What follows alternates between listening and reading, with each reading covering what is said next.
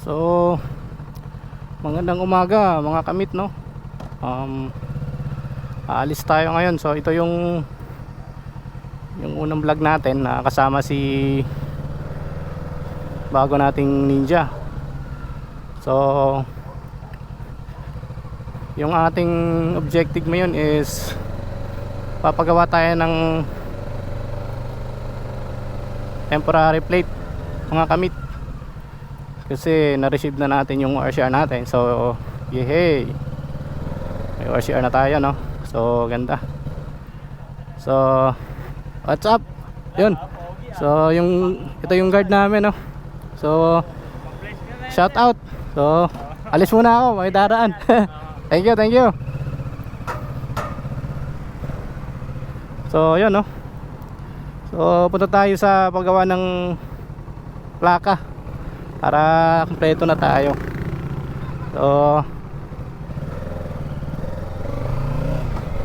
samahan nyo ako mga lod. So, ito yung unang ano natin, adventure. So, yun. Tapos magre-review din ako dito kung ano yung pakiramdam. So, so far okay naman. Hindi naman siya nakakapagod, no? Ang sarap nga eh. Siyempre. So, yan. So, let's go.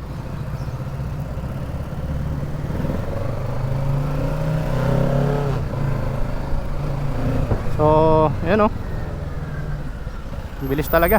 So, galing tayo sa lower CC mga kamit, no? So, malaking parang ibang iba pag ito yung dala mo mga kamit. Malakas. So, siyempre mas malaking makina na to mga kamit. Mas lalo na tayong maingat, no? So, hindi pwede yung ginagawa natin minsan sa lower CC. May magagawa din tayo doon, pero hindi na ganun katulad ng bilis-bilis tayo. Hindi sa ganun kaano. Tandaan lang natin. So, yun, parang ganun.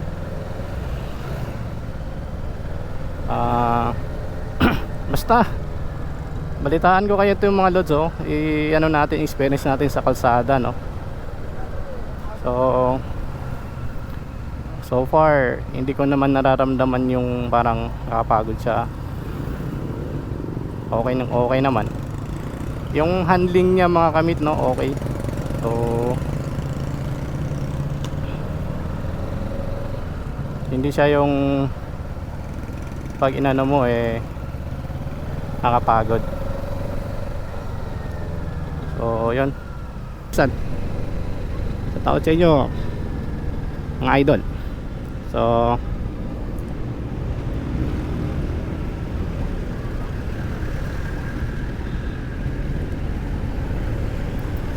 yun. First time sa kalsada. First vlog mga kamit. So far so good naman, no? Maayos. So, siyempre kailangan natin talagang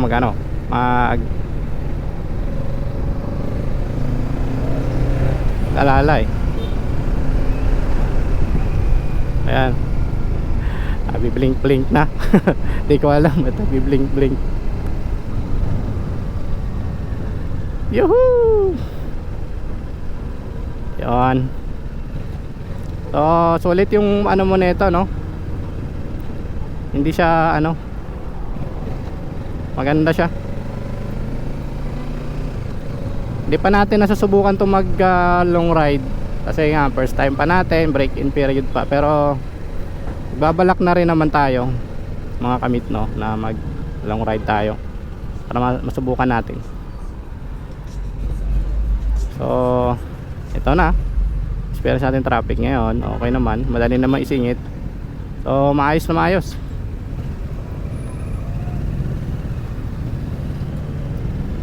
So, So far hindi naman nakakapagod sa mga kamit, no.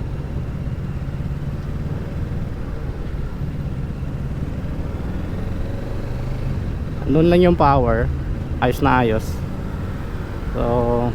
So far so good. So ayan, no, mga kamit, malapit na tayo doon sa paggawaan ng plaka, no. Dito lang yun sa may Kainta, mga kamit. So malapit lang sa Taytay.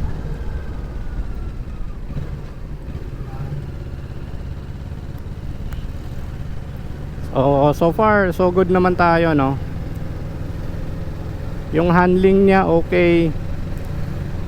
So overall okay talaga to sa pang beginner bike. Wala kang maging issue dito. Siguro yun nga lang, doble ingat.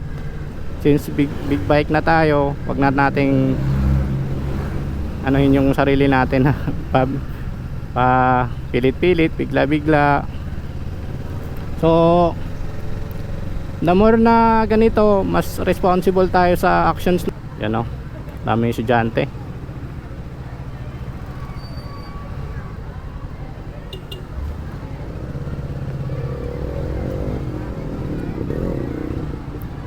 So wala yung mga estudyante, no, ingat tayo dito estudyante. So mga estudyante natin pauwi na.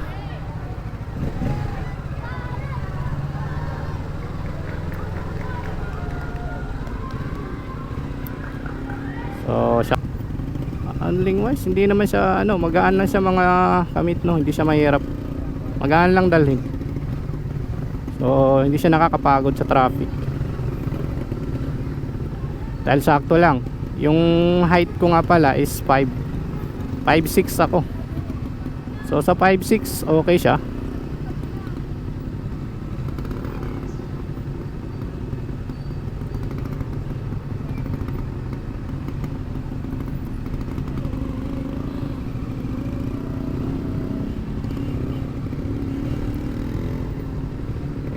So ito tayo, ikot lang tayo mga kamit, no, kasi dito yung sa kabila na yung ano paggawaan ng plaka. Sana bukas sila tapos available.